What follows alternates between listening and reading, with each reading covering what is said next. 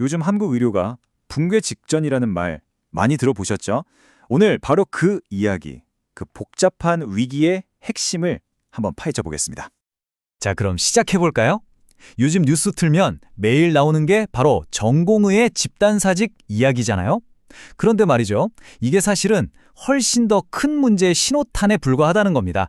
정말 빙산의 일각인 거죠.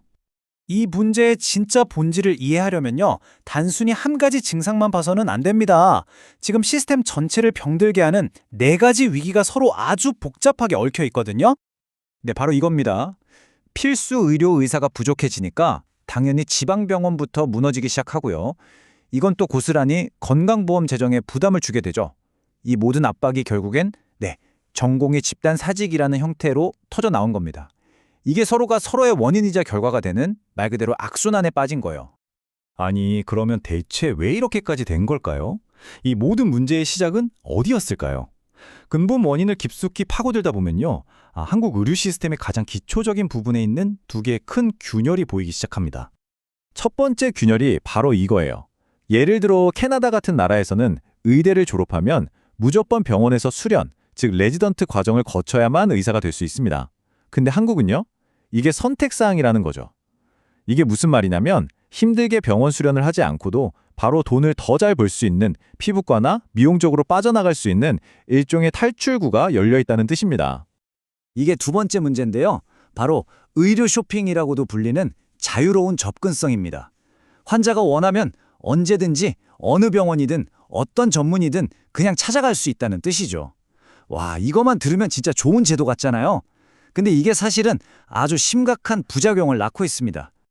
자, 그럼 이 꼬일 대로 꼬인 문제를 어떻게 풀어야 할까요? 전문가들이 내놓은 해법이 있는데 이게 꽤나 급진적입니다. 캐나다나 영국 모델에서 아이디어를 얻은 2단계 시스템 전면 개혁안이죠. 네, 그 2단계 처방이 바로 이겁니다.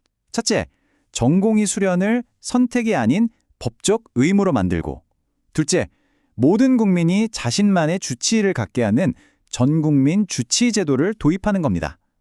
그러니까 이 계획의 핵심 목표는요, 먼저 의사들이 엉뚱한 곳으로 새어나가는 구멍부터 막고 그 다음에 아예 환자들이 병원을 이용하는 방식 자체를 완전히 뜯어 고쳐서 근본적인 원인을 해결하겠다는 거예요.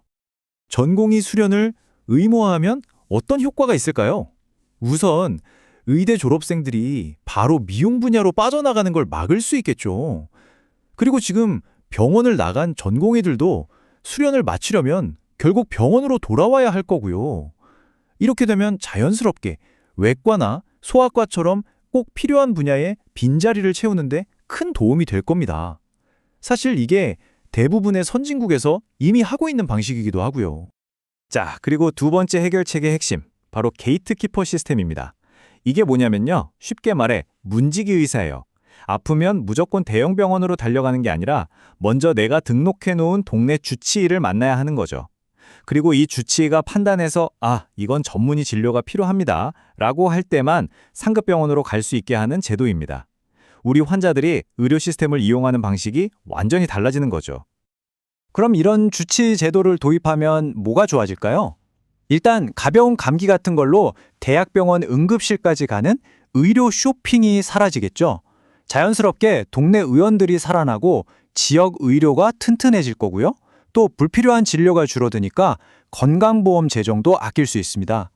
그리고 정말 중요한 건 최상급 병원들은 이제 정말 위중하고 복잡한 환자 치료에만 집중할 수 있게 된다는 거죠. 하지만요, 이 처방이 마냥 좋기만 한 건 아닙니다. 세상에 공짜는 없으니까요. 이건 모든 환자 한 명 한 명에게 직접적인 영향을 미치는 아주 거대한 거래, 즉 대가를 치러야 하는 일입니다. 자, 그렇다면 진짜 선택지는 뭘까요? 우리가 무엇을 얻는 대신 무엇을 포기해야 하는 걸까요? 결국 이건 속도와 안정성이라는 두 가치 사이의 근본적인 충돌입니다. 이 표를 보시면 그 딜레마가 한눈에 들어옵니다. 캐나다나 영국 같은 게이트키퍼 시스템은 의료 쇼핑이나 과잉 진료가 적어서 전체적인 의료비는 낮아요. 안정적이죠. 반면에 한국이나 일본 같은 자유접근 시스템은 어떻습니까? 의료비는 계속 오르고 있지만 전문의를 만나는 데 걸리는 시간은 압도적으로 짧습니다. 속도가 엄청나게 빠르다는 거죠. 이게 얼마나 극명한 차이인지 한번 보세요. 예를 들어 유방암 수술을 받아야 한다고 했을 때 한국에서는 보통 1, 2주면 수술 날짜가 잡힙니다. 그런데 캐나다에서는요. 46주, 거의 1년을 기다려야 할 수도 있다는 거예요. 정말 엄청난 차이죠? 결국 이 말이 모든 걸 요약해주는 것 같습니다. 게이트키핑 시스템은 효율적이지만 환자 입장에서는 접근성과 속도 면에서 불편을 감수해야 한다.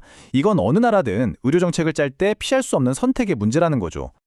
자, 이제 궁극적인 선택의 시간입니다. 지금처럼 속도와 편리함을 얻는 대신 높은 비용과 시스템 붕괴 위험을 감수하는 현재의 자유접근 시스템을 유지할 것인가, 아니면 비용 통제와 안정성을 얻는 대신 긴 대기 시간과 접근성 제한이라는 불편을 감수하는 게이트키퍼 시스템으로 갈 것인가. 보시다시피 완벽한 시스템은 없습니다.